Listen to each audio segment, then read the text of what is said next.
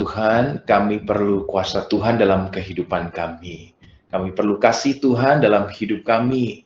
Kami perlu penyertaan Tuhan, kami perlu pribadi-Mu Tuhan buat setiap kami. Kami perlu firman-Mu untuk menolong, menuntun setiap kami sepanjang hari dalam kehidupan kami. Ajar kami untuk hidup selalu benar di hadapan Tuhan, mengejar yang utama, yaitu hidup layak dan menyenangkan, berkenan di hati Tuhan. Lebih penting daripada mengejar hal yang lain yang tidak kekal, Tuhan. Ajar kami setiap hari untuk terlebih hidup di dalam-Mu, senantiasa dalam kehidupan kami. Terima kasih untuk waktu yang indah ini. Kami percaya kami diberkati Tuhan dengan cara yang luar biasa. Kami dilimpahi kasih karunia Tuhan dengan cara yang hebat. Sehingga hari ini kami membuktikan kami sehat, kami baik, dan lewati segala perkara, artinya kami disertai Tuhan. Terima kasih Tuhan Yesus, kami mulai saat ini, jamah hati kami, Roh Kudus yang berbicara, tuntun setiap kami, bangun kami di dalam kebenaran firman Tuhan yang hidup. Hanya di dalam nama Yesus Kristus kami berdoa, haleluya. Amin, amin. Baik Bapak Ibu Saudara semuanya, senang sekali berjumpa dengan Anda hari ini. Lama sekali dan puji Tuhan menyaksikan saudara berarti diberkati Tuhan, disertai Tuhan. Hari ini kita aman di dalam kasih karunia Tuhan, haleluya. Hari ini saya mau bicara sebuah hal yang sangat prinsip dalam kehidupan kita Bapak Ibu Saudara. Ada satu kualitas yang ditentukan Tuhan. Ya, Tuhan melihat kita itu bukan dari apa yang kita punya, dari penampilan kita. Tapi kualitas yang tidak berubah dari dulu dan sekarang yang Tuhan lihat adalah kualitas hati setiap kita. Seringkali kita kebalik sama kebanyakan orang. Manusia itu melihatnya begini. Kita ini manusia yang di dalamnya punya roh. Sudut pandang kita, ya, sudut pandang kita itu begitu. Kita itu diciptakan Tuhan sepertinya adalah bentuk fisiknya dulu, lalu kemudian ketika Tuhan tiup gitu. Tapi kalau Alkitab bilang, yang dibilang manusia itu adalah hatinya yang tinggal di dalam tubuh daging. Jadi pandangan ini saja sudah membuat kita seringkali mengejar hal yang keliru dalam kehidupan kita. Kita punya prinsip bahwa kita ini manusia batinia, manusia fisik yang punya roh di dalamnya. Dan memang itu benar. Itu sudut pandang kita di dalam mengenali Tuhan. Tetapi Alkitab membaca setiap kita, Bapak Ibu Saudara, itu adalah hati, inner man yang tinggal di dalam tubuh fisik. Jadi ketika Alkitab menunjuk kepada hati, ketika Alkitab menunjuk pada hati, itu yang ditunjuk adalah manusianya. Jarang Alkitab berbicara dalam konteks yang ditunjuk itu fisiknya, tidak. Tapi ketika dibilang manusianya, itu artinya manusia batinia kita, inner man. Dan bahasa yang paling sering digunakan adalah hati. Mari kita buka firman Tuhan sama-sama. Ada satu ayat penting yang ini menurut saya sangat relevan buat kita hari ini. Amsal 4 ayat 23. Dan MC atau siapapun, supaya saya tahu ada orang di sana, bolehlah membacakan buat kita. Amsal 4 ayat 23. Ayatnya sangat singkat, kita sering dengar, kita juga sudah hafal, tapi boleh dibacakan sekali lagi. Amsal 4 ayat 23, silakan. Amsal 4 ayat 23, jagalah hatimu dengan segala kewaspadaan, karena dari situlah terpancar kehidupan. Oke, jagalah hatimu dengan segala waspada, karena hidupnya di mana? Karena dari situlah sebenarnya terpancar kehidupan. Kehidupan kita bukan yang di luar, tetapi yang di dalam. Yang di luar itu hanya pancaran apa yang ada di dalam. Jadi kualitas hidup kita, Bapak Ibu Saudara, teman-temanku yang saya kasihi, yang paling penting adalah kualitas hati kita. Seringkali kita ketipu sama CV, seringkali kita ketipu sama penampilan luarnya, padahal yang utama adalah kualitas hatinya. Berbahagialah kalau kita punya pasangan yang kualitas hatinya sudah bagus. Sekalipun mungkin masih susah, penampilan kurang bagus, itu lebih mudah diperbaiki. Tetapi kalau kualitas hatinya rusak, itu sangat berbahaya. Berbahagialah kalau kita yang jadi atasan punya ya pegawai, anak buah, bawahan yang kualitas hatinya bagus. Karena dari sanalah nanti kehidupan akan kelihatan. Ya, karena pada dasarnya manusia itu paling gampang kelihatan kok, egois semuanya.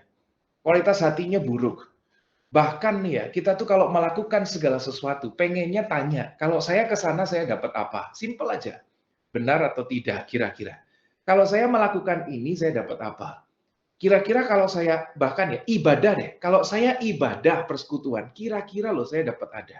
Dapat apa? Saya masih percaya ada orang-orang yang demikian. Artinya begini, kalau misalnya akhirnya saya ibadah terus-menerus dengan setia, tapi saya nggak diberkati Tuhan, buat apa seolah-olah ibadahnya? Makanya jujur ya, kalau ibadah dikasih judul, ibadah apa? Kebangunan rohani, ibadah pelimpahan berkat, lebih ramai kan? Ibadah mujizat Tuhan, lebih ramai kan? Tapi kalau ibadah doa malam, ibadah persekutuan, kok nggak ada orang tertarik ya? Emang bedanya apa sih? Bedanya adalah Tuhannya sih nggak beda. Bedanya adalah orang datang karena mengharapkan sesuatu. Kualitas hati kita tuh sebenarnya di hadapan Tuhan seperti itu loh kadang-kadang. Maka sebuah pertanyaan untuk memulai, seandainya kita ibadah dengan setia, tapi Tuhan tidak berkati, masihkah kita setia? Kalau kita masih punya komitmen untuk setia, hati kita sebenarnya bagus di hadapan Tuhan. Kalau kita tetap ibadah dengan setia, lalu kemudian kita sakit tidak disembuhkan, kita miskin kemudian tidak cepat jadi kaya, dan memang banyak yang terjadi seperti itu faktanya. Sekalipun saya tahu orang diberkati di dalam Tuhan, tapi seandainya itu terjadi, masihkah kita mau setia di hadapan Tuhan? Dari situlah kualitas hati kita akan kelihatan, Bapak Ibu Saudara semuanya. Kualitas hidup Tuhan pernah bilang, yang penting itu bukan yang apa yang masuk ke dalam, tapi yang dari dalam ini keluar. Kualitas hatinya dulu seperti apa. Ada satu ayat yang menarik, saya mau baca sama-sama buka sekali lagi, Amsal 27 ayat 19. Ya, Amsal 27 ayat 19, dengan cepat saya bacakan buat kita semua. Seperti air mencerminkan wajah, demikianlah hati manusia mencerminkan manusia itu. Ya, seperti air mencerminkan wajah, demikianlah manusia mencerminkan manusia itu. Hatinya, hati manusia mencerminkan manusia. Pengen tahu orangnya seperti apa? Lihat hatinya. Jangan lihat tampil luarnya. Kualitas kita di hadapan Tuhan apanya? Hatinya. Seperti air mencerminkan wajah itu artinya begini. Kenapa dulu nggak dibilang seperti cermin sih gitu? Karena dari dulu nggak ada cermin, Bapak Ibu Saudara. Pada zaman perjanjian lama, cermin yang dipakai misalnya pada zaman Salomo, Amsal, dan lain sebagainya, itu cermin pada waktu itu tuh bentuknya kuningan atau tembaga. Ya, kalau kita sering lihat film-film kolosal, itu kan ada yang bentuknya piringan, warnanya kuning. Itulah cermin yang dimaksud. Lah cermin seperti itu ada di rumah-rumah orang kaya. Lah kalau mereka bercermin kan nggak kelihatan jelas. Sekalipun bisa untuk bercermin, misal untuk memasang perona pipi dan lain sebagainya bagi wanita. Makanya Amsal menggunakan seperti air. Kenapa? Kalau pengen jernih, lihat wajahmu seperti apa, bercerminnya jangan di cermin, tapi di air. Disitulah kelihatan jelas. Ya, jadi pada waktu itu orang kalau mau bercermin lihat gitu pakai air. Ketika dia ngelongok tuh menatap air gitu, jelas. Lebih jelas pakai air. Nah, zaman kita kan tidak seperti itu. Kalau kita ngaca di air, airnya budak ya kan zaman sekarang. Lebih bagus pakai cermin. Nah, seperti itulah artinya murni pantulan dari air itulah mencerminkan wajah, pantulan dari hatimu itu mencerminkan manusia itu. Sesederhana itu Bapak Ibu Saudara. Pengen lihat kualitas yang sesungguhnya dari kita, ya susah. Karena kita harus belajar melihat hati. Nah, wong zaman sekarang, fakta ya, makin zaman sekarang, makin banyak orang lebih suka sama cermin yang tidak jujur kok. Saya ulangin ya. Makin sekarang, makin banyak orang tidak suka dengan cermin yang tidak jujur. Kalau cermin yang jujur malah dia nggak suka. Saya kasih contoh nih. Kalau kita jalan, lihat kaca, lihat cermin. Lalu kemudian di kaca itu, maaf ya, kita kelihatan cabi. Yang salah cerminnya apa cabinya? Di kacanya jelek ya, di sini aku cerminnya cabi loh. Loh gimana sih? Yang salah cerminnya apa cabinya? Kalau kelihatan gendut, kalau kelihatan agak pendek gitu. Yang disalahin apa? Ini angle-nya kurang tepat. Cerminnya kurang tepat. Loh, gimana sih? Tapi faktanya seperti itu loh. Itu yang dipakai sama pebisnis zaman sekarang. Kalau Anda pergi ke toko-toko baju yang terkenal ya, yang terkenal, yang sudah terkenal besar-besar di mall-mall ada. Anda masuk toko gantinya deh. Itu cerminnya cermin tidak jujur. Pengen tahu gimana caranya? Anda goyang cepat di sana. Pasti Anda akan agak pusing. Kenapa? Karena cermin itu agak nipisin sedikit badan kita gitu. Terus lampunya nggak lampu putih, natural lampunya. Antara kuning dan putih, atau kuning sekalian. Pasti begitu. Kenapa? Karena lampu kuning itu nutupin yang jelek-jelek. Emang semuanya dibikin gitu. Makanya jangan kaget kalau Anda pergi ke toko baju, Anda pilih coba baju di sana, Anda coba bagus. Waktu kita bawa pulang, nggak bagus. Pernah ngalamin gitu nggak? Kali Kak coba kok bagus ya? Sampai ke rumah kok nggak pas ya? Itu yang salah bukan bajunya, cerminnya. Cerminnya dibikin gitu supaya Anda suka dengan itu. Tapi ketika kita pulang nggak seperti itu. Banyak orang suka dengan cermin yang tidak jujur di zaman sekarang. Itu faktanya. Makanya gimana cara kita lihat hati manusia di dalam ini loh. Wong semuanya keluarnya tidak jujur semua. Faktanya begitu. Tapi di hadapan Tuhan, apakah kita bisa menyembunyikan itu teman-temanku semuanya? Bapak Ibu Saudara, apakah kita bisa menyembunyikan kualitas hati kita di hadapan Tuhan? Makanya zaman sekarang jangan kaget, ada satu teknologi yang sangat-sangat amat terkenal, namanya filter. Saya mau tes di sini, ya siapa yang di depan fotonya itu nggak pakai filter? Ada, terutama biasanya sih yang wanita, saya nggak tahu kenapa. Ya, ada yang nggak pakai filter di situ? Atau pasang foto di medsos lah, Instagram yang real semuanya, Pak. Saya kalau upload medsos, Instagram, Facebook, saya nggak pernah pakai filter. Oh, luar biasa. Luar biasa berarti. Tapi filter toh semuanya. Semuanya difilter loh, jerawat hilang, pipi tembem bisa ditirusin, mata coklat bisa dibiruin, rambut pendek panjangin. Wong saya sebelum potong seperti ini aja ya. Saya sama istri kan izin, aku mau gundul boleh nggak botak? Yaudah lihat dulu aja, gimana caranya? Pakai filter, bisa loh. Ya kelihatan, nanti penampilanku kira-kira kayak gini. Oh ya udah nggak apa-apa. Kan saya melakukan ini karena ada tujuan yang lebih penting gitu. Jadi udah nggak apa-apa lah, kayaknya masih bagus. Semuanya pakai filter bisa. Difilter bisa loh. Tapi masalahnya begini, kalau Anda wajah difilter mungkin di medsos ya masih oke lah gitu, masih bisa diterima. Tapi hatimu ada filternya. Pakai apa gitu? Kalau makanya banyak orang ketipu, kecewa gitu. Dari tampilannya kayaknya bagus, ketika ketemu aslinya, waduh, kok begini, bentuknya nggak sama iklannya. Kok lain? Nah, semuanya difilter semua. Kalau hati sampai tahu saya sih belum ada softwarenya, aplikasinya untuk memfilter itu. Tapi di Alkitab ada satu hal yang bisa menutupi. Ya, hati yang buruk keluar jadi baik bisa.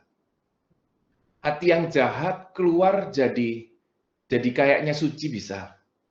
Namanya apa Bapak Ibu Saudara? Ada yang tahu? Tuhan bilang itulah yang namanya kemunafikan. Itulah yang namanya munafik. Itulah yang dilakukan sama ahli-ahli Taurat dan orang Farisi yang Tuhan benci. Tuhan dengan tegas bilang, kamu itu kelihatan suci, tapi di luar. Jadi filter hati munafik itu nggak buat orang jadi baik.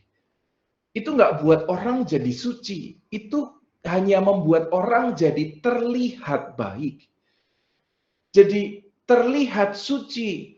Dan hati-hati Bapak Ibu Saudara sama orang-orang ataupun apapun yang kelihatannya baik. Orang baik tuh nggak pernah mencoba untuk sok baik. Karena semuanya ya jujurnya udah baik. Semuanya ya memang begitu. Nggak pernah terlihat untuk mencoba jadi baik gitu loh. Maksudnya. Makanya hati-hatilah. Kayaknya bagus loh. Nah kalau udah kayaknya bagus tuh hati-hatilah. Bagus ya bagus aja, jelek ya jelek aja. Nah, ada orang-orang yang munafik, kelihatannya di luar suci, tapi Tuhan tegur, kamu tuh luarnya bagus, kayak kuburan tuh loh dilabur putih. Tapi dalamnya busuknya setengah mati.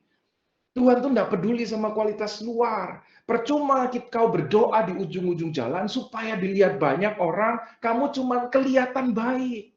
Tapi kamu nggak baik, kamu nggak suci, kamu dibenci Tuhan. Kamu bisa bayar perpuluhan, tapi rumah-rumah janda kamu sikat juga. Itulah yang jadi fokus Tuhan Yesus di dalam Alkitab, Bapak Ibu Saudara. Dia nggak terlalu peduli sama penampilan kita. Di luar, oke lah kita terbiasa pakai filter demi penampilan lebih baik. Tapi hati kita mau ditutupi seperti apa? Pada akhirnya kualitas hidup kita adalah kualitas hati kita. Kita mau munafik berapa lama sih? Kita bisa menutupi berapa lama?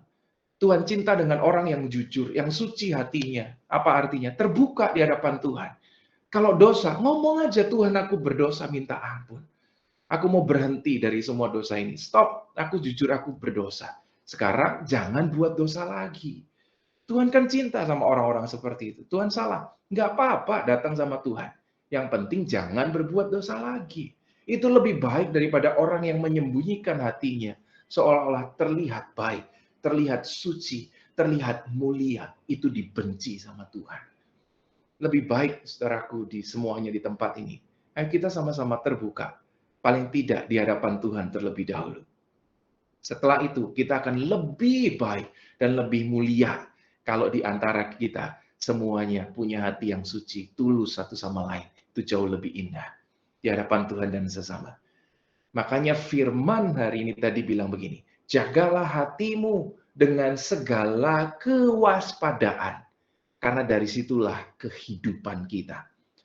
Hati itu harus dijaga, diwaspadai.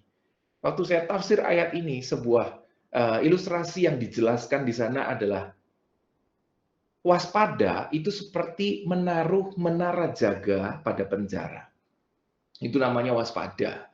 Jadi waspada itu seperti menara jaga pada sebuah penjara, Bapak Ibu Saudara.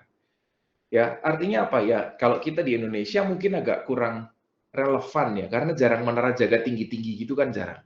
Mungkin di kota tertentu ada yang penjaranya seperti itu. Tapi kalau di luar negeri, misalnya kita tonton film yang di penjara, itu kan di ujungnya ada menara jaga tuh. Di atas ada sniper, kalau orang kabur tembak gitu, lampu besar biasanya, kalau orang kabur langsung kelihatan. Nah itu artinya waspada itu seperti itu, menaruh menara jaga pada sebuah penjara. Jadi hati itu sebenarnya harus dijaga sedemikian rupa, supaya punya kualitas yang akhirnya bagus. Bayangkan sederhananya gini lah, kalau kita bukan, saya mau ngomong kalau kita di penjara, emang ada yang di penjara, janganlah, jangan sampai amit-amit.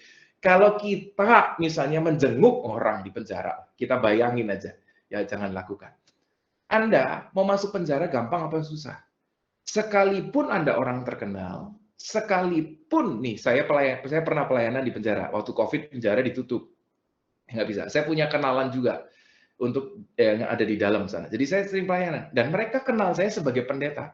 Jadi waktu saya masuk ke sana, dikenal sebagai pendeta pun, tetap susah loh. Harus Pak ID-nya mana? Loh kan Anda tahu saya. Iya Pak, aturannya tetap ID-nya. Habis itu masih dalam tuh diperiksa, digeledah. Sekalipun mereka tahu saya hamba Tuhan, saya nggak mungkin bawa senjata lah dan apa-apa, tetap digeledah loh tubuh saya. Dilihat semuanya, yang laki-laki, perempuan sama perempuan. Lalu kemudian masuk ke dalam pun masih juga diperiksa lagi. Ada pintu ke dalam dikasih kartu. Kartu ini jangan hilang Pak, ini kartu untuk Anda keluar. Kalau kartunya hilang, Anda nggak bisa keluar, dikira napi nanti. Masuk penjara itu sedemikian susah, sekalipun ya kita mau udah kenal, udah apa, tetap susah loh. Artinya, yang masuk hati kita tuh dijaga seperti itu. Jangan masukkan ke hati hal-hal sampah yang tidak berguna.